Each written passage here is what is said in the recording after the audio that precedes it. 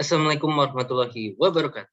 Oke semuanya, kita akan langsung optimasi ya dengan metode Hoekjeff.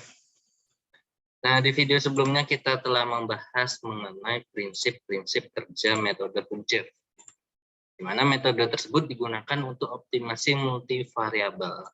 Nah, sebelum kita nanti belajar mengenai cara penggunaan toolbox langsung untuk metode Hoekjeff, untuk metode optimasi multivariabel, nah, ini kita coba aja menggunakan metode Hoekjeff. Untuk prinsip kerjanya itu sudah dijelaskan di video sebelumnya, jadi kalau bagi yang belum paham, silakan lihat video sebelumnya. Oke, kita punya soal, ya. Soalnya adalah Y sama dengan 2 dikurang X1 dikuadratkan ditambah setengah dikali X2 dikurang 3 dikuadratkan, kemudian ditambah 3. Kita diminta mencari nilai Y yang kecil. Untuk minimasi nilai Y, kalau secara logika dari video sebelumnya sudah kita jabarkan juga, maka dia sama dengan konstantanya, Y sama dengan 3. Nah, supaya Y-nya 3 adalah X1-nya, yang dikurung ini harus 0. Berarti X1-nya itu 2, X2-nya juga 3. Berarti secara analitis, ya hasilnya adalah X-nya 2 dan juga 3. Dengan nilai Y-nya 3. Tapi gimana kalau dengan metode Hoekjeff? Kita coba nilai trialnya adalah 5. 5 ini adalah sebagai nilai awal, tebakan awal untuk X1 dan juga untuk X2. Oke, mari kita coba. Oke, kita coba langsung aja di MATLAB. Oke, mungkin kita besarkan dulu kan tulisannya.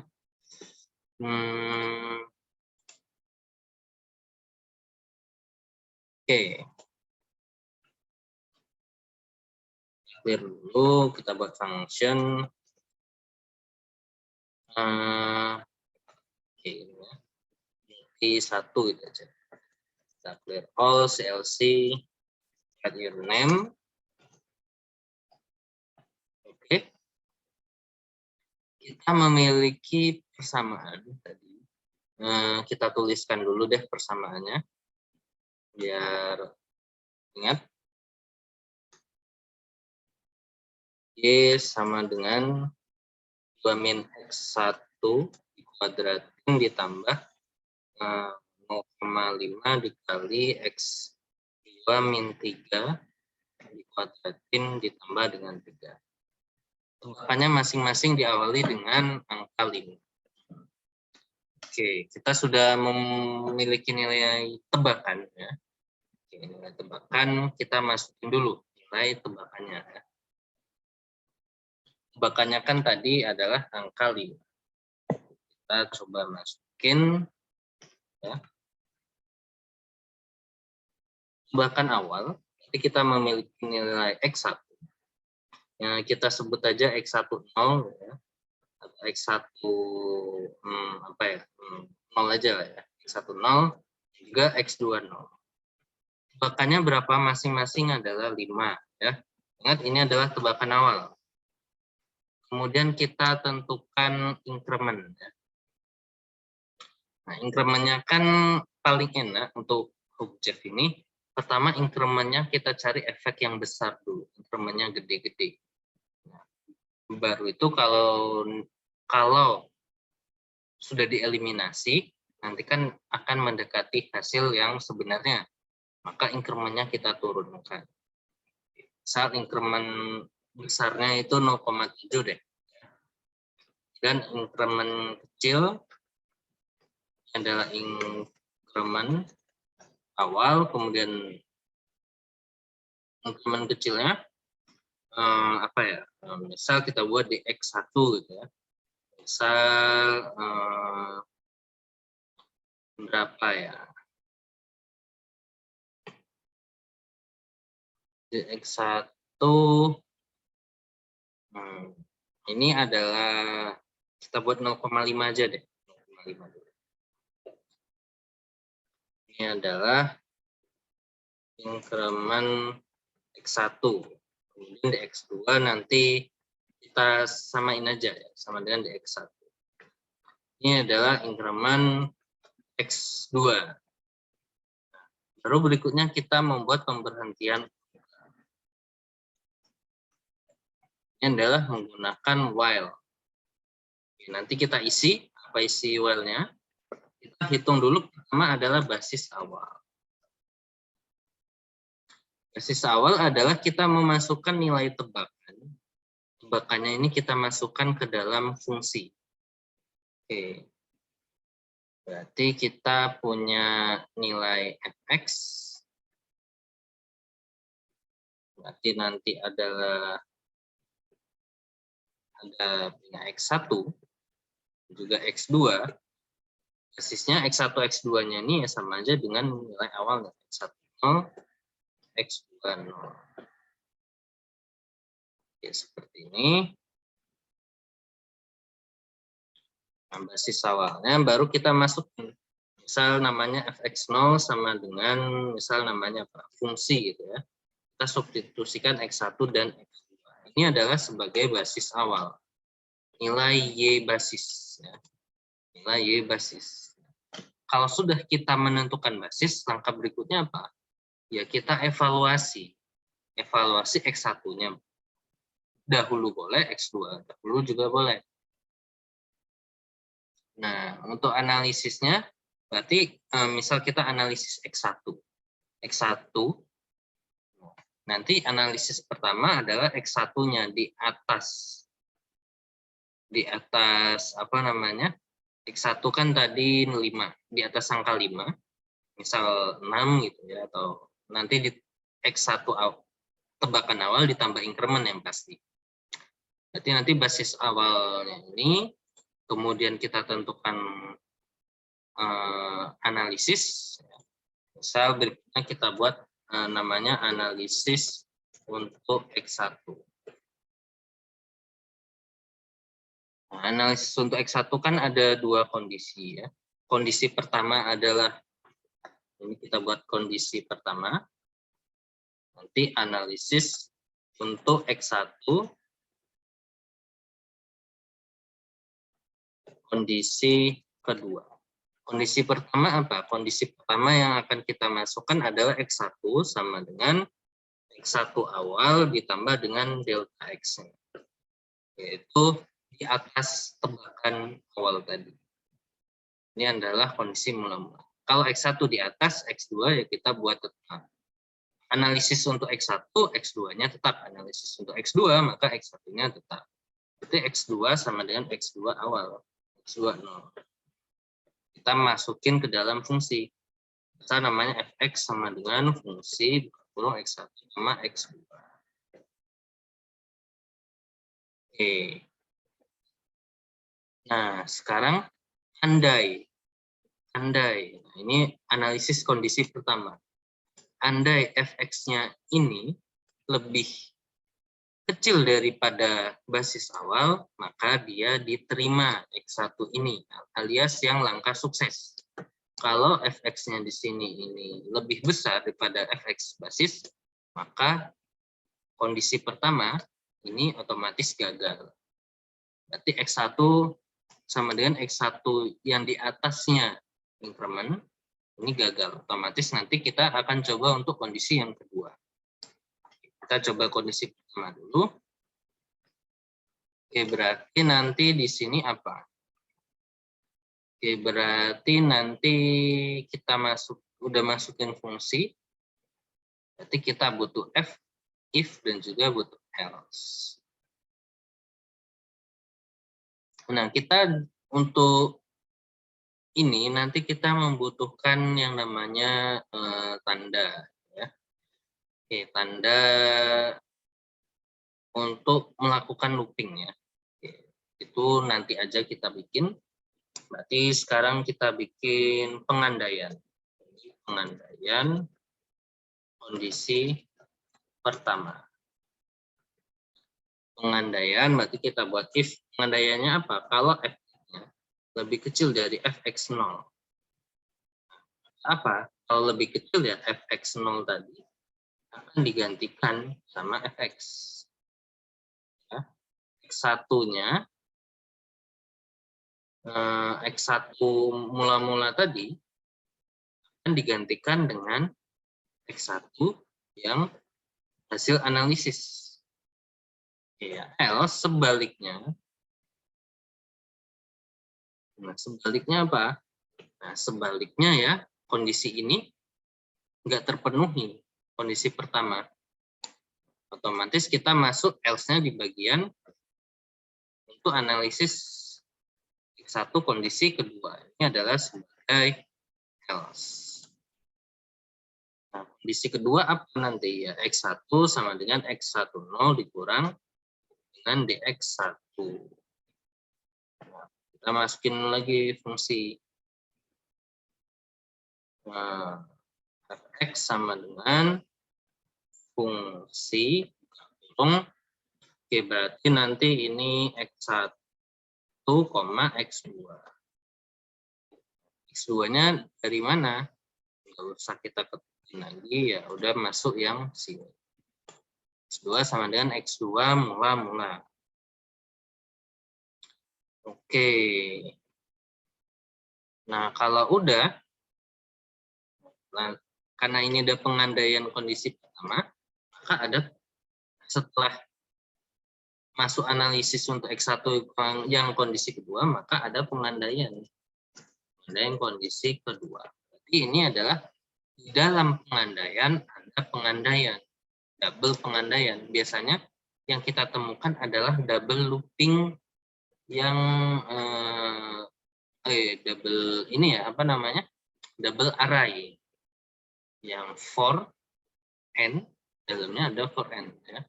Yang model looping ya, looping for n to double. Sekarang if else yang double. Di sini ada if. Nah, if ada fx lebih kecil daripada fx 0. Sama, berarti nanti fx 0-nya digantikan dengan fx. Dan x1 0-nya digantikan dengan x1. Akhiri dengan n dan akhiri dengan n. Nah, sudah selesai ini. Itu analisis X1. Sekarang kita menganalisis X2. Nanti kita ada analisis X2. Kondisi pertama. Sama juga yang di atas, berarti ada analisis X2. Kondisi kedua. Kondisi pertamanya apa? Kita ketikkan. X1-nya yang pasti tetap. X1 sama dengan X1 0. Nah, X2-nya yang berubah. Jadi X2 yang pertama ini yang ditambah dulu. Hal X2 sama dengan X2 awal ditambah DX2. Nah, kita masukin ke dalam fungsi. Nah, berarti nanti Fx sama dengan fungsi buka kurung X1, X2. Seperti ini.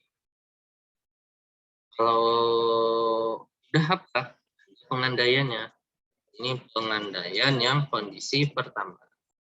If apa? If fx-nya lebih kecil daripada fx0, maka ya kalau lebih kecil berarti karena tadi kan analisis kondisi untuk x2, berarti ini ini x2, yes, benar-benar ini ya, berarti yang ini ya, karena tadi analisis untuk x2, maka di sini adalah X2 0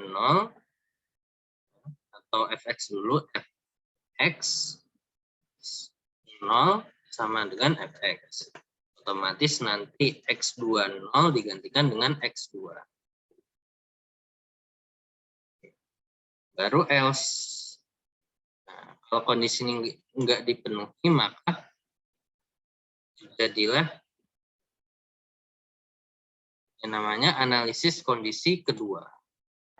Kedua adalah X1-nya tetap, atau nggak perlu kita tulis lagi, X2 sama dengan X2 0 dikurang DX2.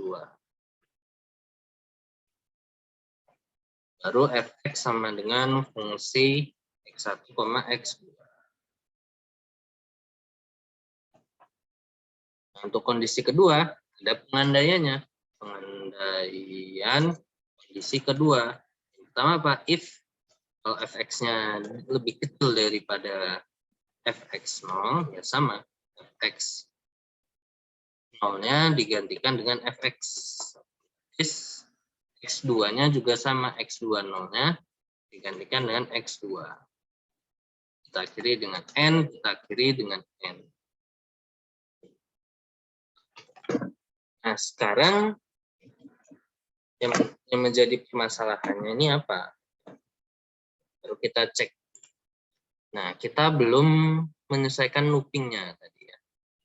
Nah, sebelum kita menyelesaikan looping, nah, kita buat dulu ini ya. Tadi while-nya belum selesai. Sebelum ke sana, kita buat dulu. Ini kan kalau kita lihat increment-nya kan tadi 0,5. Increment yang kita terapkan di sini ya, untuk X1 ataupun X2. Berarti nanti di kelipatannya 0,5. Harusnya kelipatan berikutnya adalah lebih kecil daripada 0,5. Bisa 0,4, terus 3, 2, 1, 0,0, 0,2, 0,01, dan seterusnya. Itu harus dibuat berulang looping increment-nya. Maka supaya increment-nya itu bisa terjadi proses looping, ya. Kita lihat dulu increment-nya itu ada di mana aja, ya. Increment kan dx ya, dx. Dx-nya ada di bagian if else. Oke. Ini ya, bagian if else. Sebelum if sama setelah else itu ada nilai X1 maupun nilai dx1 maupun dx2. Caranya gimana? Ya, ini kita membutuhkan penanda. Misal kita buat dulu di sini. Kita buat dulu looping-nya ya. Looping untuk increment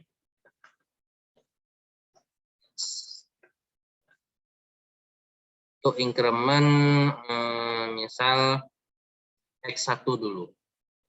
Baru nanti kita buat looping untuk increment X2. Nah, untuk X1 apa? Buat aja bahwa dx1 ini adalah delta X1 yang terbaru adalah delta X1 mula-mula yang 0,5 harus dikalikan dengan dx. Dx-nya berapa? 0,7. Jadi nanti increment pertama 0,5, increment berikutnya 0,5 dikali 0,7, berikutnya hasil tadi dikali 0,7, terus sekali lagi 0,7, 0,777 dan seterusnya. Oke, kayak gitu lah ya.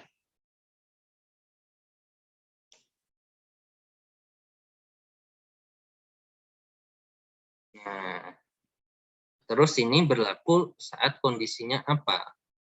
Nah, saat kondisinya adalah bukan di saat kondisi mula-mula atau kondisi basis. Kondisi basis ini cukup sekali. Basis di sini cukup sekali aja nanti. Oke, berarti nanti kita buat ya.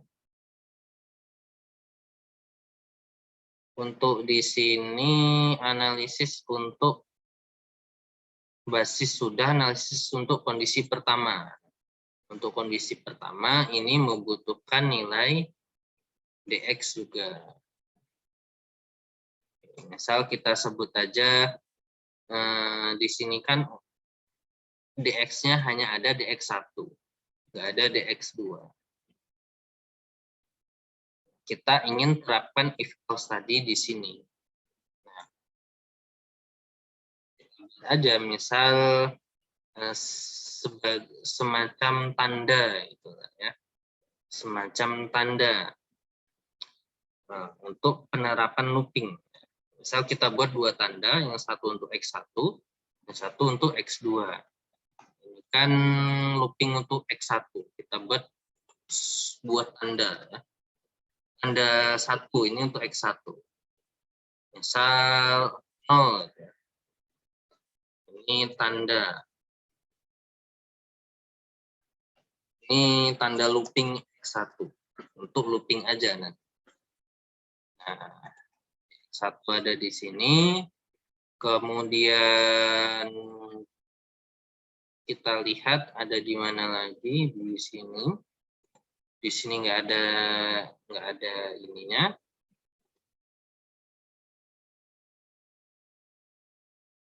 Terus di mana lagi? Nah, di else, setelah else di sini, nah, ini juga ada ya. Ini berarti bisa kita masukin terus di dalam if.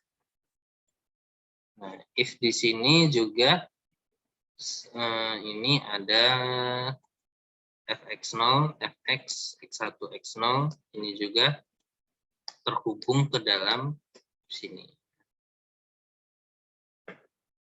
Apa namanya? Ke dalam tanda delta x. Oke, misal kita kasih tanda juga. Kita taruh penandanya tadi kan 0 ya. Kita langsung aja untuk tambahin deh tanda 2 untuk X2 ya. Ya, kita samain tanda looping X2. Kemudian kita butuh di sini. Ini ada tanda 1. Nah, kalau di dalam if else ini kita ketikkan di satu tempat ya. Bisa di if-nya atau bisa di else-nya. Misal ini kita taruh di if-nya ya. Tanda 1 misal 1 di sini. Kemudian tanda 2 gimana? Nah, karena ini untuk pengandaian kondisi pertama. Nah, mana nih? Nah, ini ya kondisi pertama. Nah, kita masukin aja yang untuk X1, yang evaluasi X1. Ini juga nanti sebenarnya kurang terpakai juga yang di sini. Ini juga nggak apa. Ini kita terus di if di sini juga kita tambahkan tanda 1.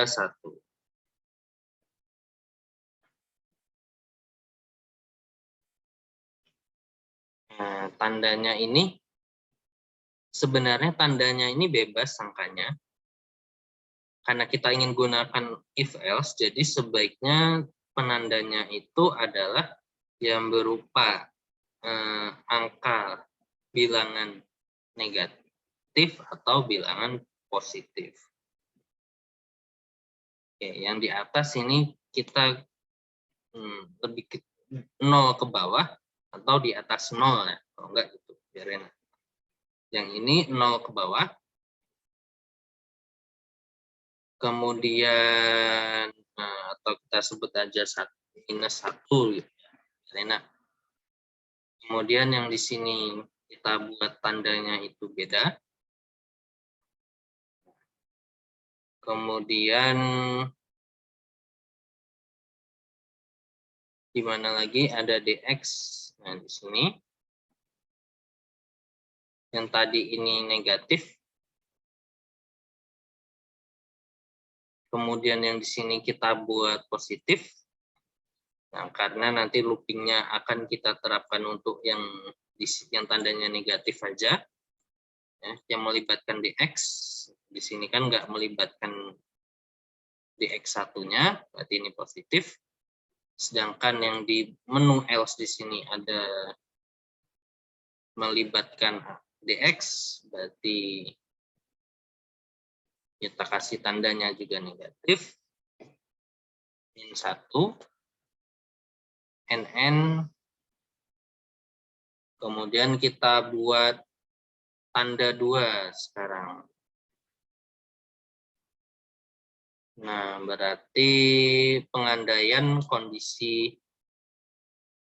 untuk yang analisis X2, berarti nanti kita kasih tanda di sini. Sama kayak tadi, berarti tanda 2, ini adalah yang positif, sama kayak ini ya, yang positif, kemudian yang negatif.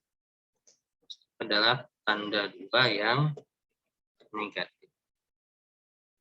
Terus loopingnya di mana? Nah, loopingnya kita buat if. Nah, kita ingin untuk yang X1 berarti ya tanda 1. Kita ingin tanda 1 itu lebih kecil atau sama dengan angka 0. Oke. Nah, tapi kita lihat yang ada deltanya itu, kalau kita buat gini, tanda lebih kecil dari 0, berarti ini berlaku untuk yang negatif. Yaitu yang di sini. Dan di sini. Sedangkan yang negatif ini nggak ada deltanya. Yang ada di bagian bilangan, tandanya adalah yang tanda satunya adalah yang ini, yang hasil atasnya adalah sudah dipositifkan. Berarti kita buat absolut dulu, kurung tanda 1 lebih kecil daripada 0. Nah, ini berlaku untuk apa? Absolut tanda 1. Kita lihat tanda 1 tadi ada di sini. Ada 3 ya, ada 3. Nah, tadi kan absolut tanda 1 lebih kecil daripada 0. Berarti dia lebih kecil daripada 0 kalau sudah diabsolutkan. Nah, ini looping yang di sini kalau diabsolutkan, ini kan diabsolutkan berarti hasilnya 1. Berarti kan nggak berlaku. Nah, mana yang tanda 1 lebih kecil atau sama dengan 0. Absolut tanda 1. Diabsolutkan. Kan nggak ada. Nah, berarti nanti berlakunya di mana yang nggak ada tulisan tandanya, yaitu di sini.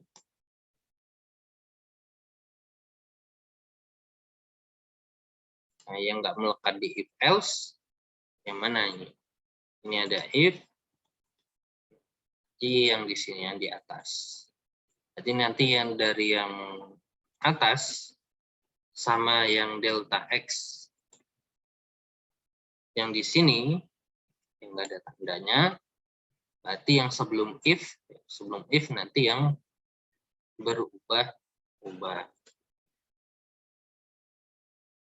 If absolut tanda 1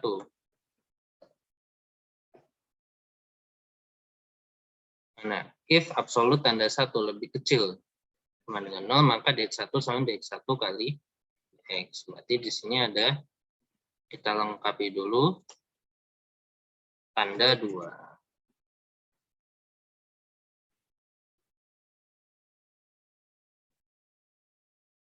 Nah, kenapa tadi dibuat tadi kan dibuat absolut lebih kecil daripada 0. Oke, berarti kalau sudah diabsolutkan yang 0 ke bawah. Nah, ini kalau diabsolutkan kan 1, maka dia nggak termasuk. Makanya harus kita buat 0. Supaya apa? Ketika diabsolutkan, angka 0 kan mau positif negatif tetap terhitung. Sehingga yang dari atas ini loopingnya berhasil. Ya.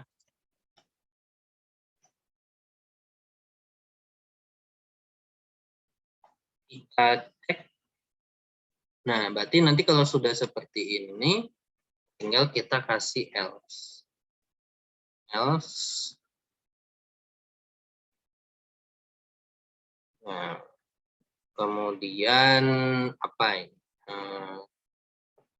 Untuk selanjutnya kita coba looping lagi. Plusnya adalah yang ini nggak berlaku. Jadi looping untuk X2.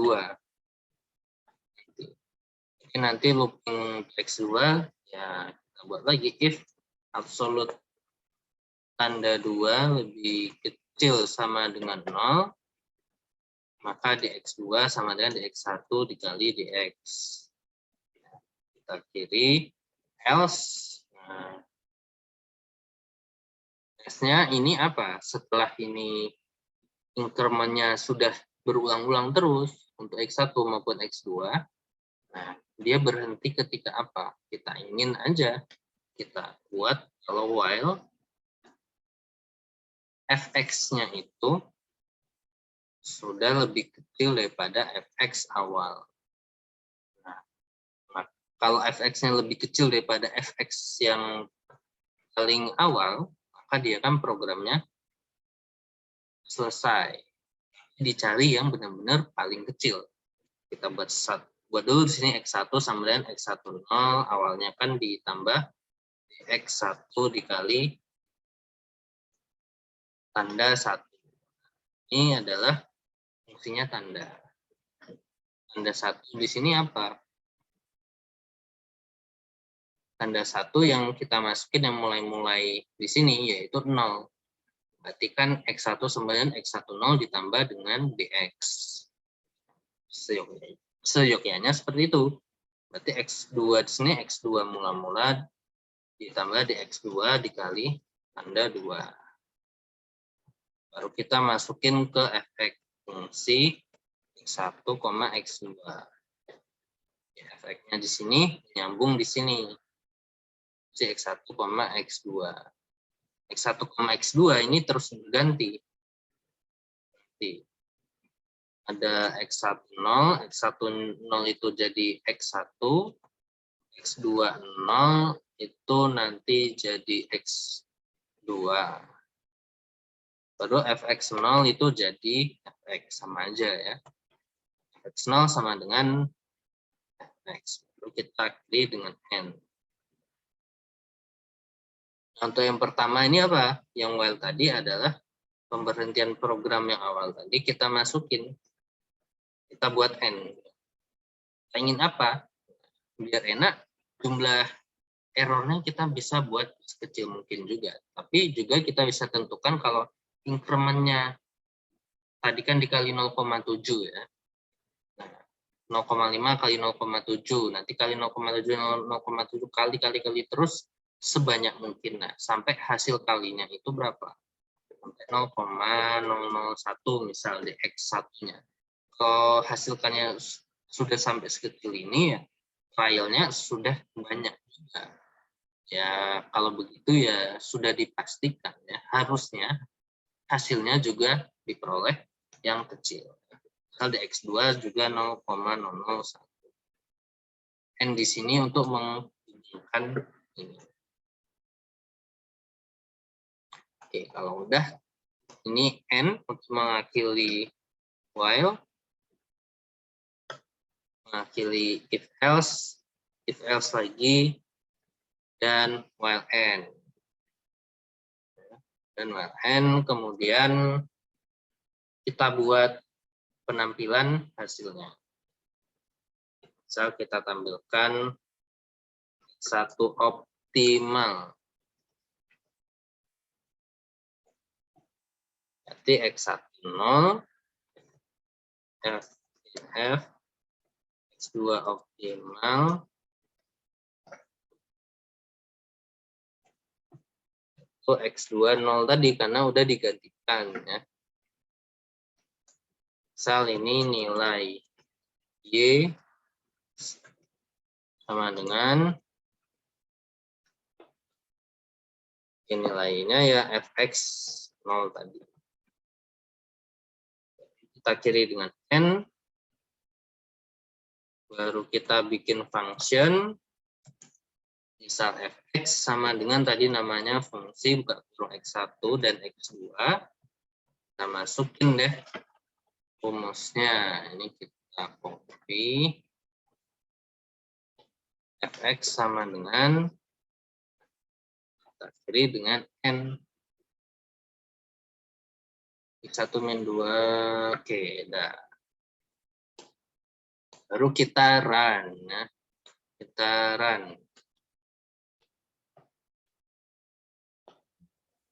Kita lihat apakah ada error atau tidak.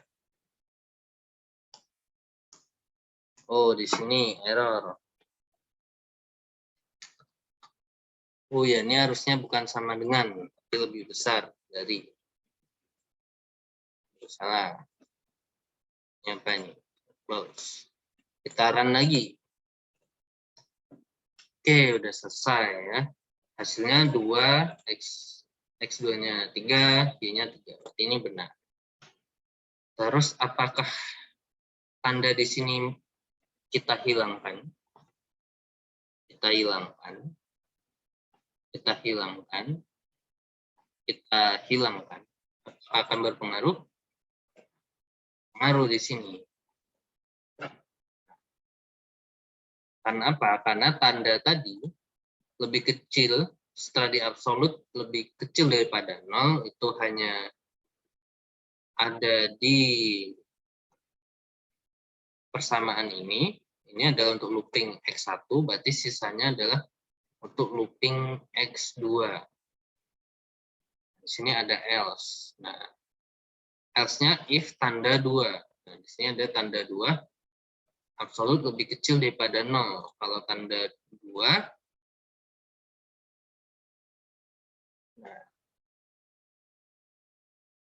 nah tanda 2 ada di sini.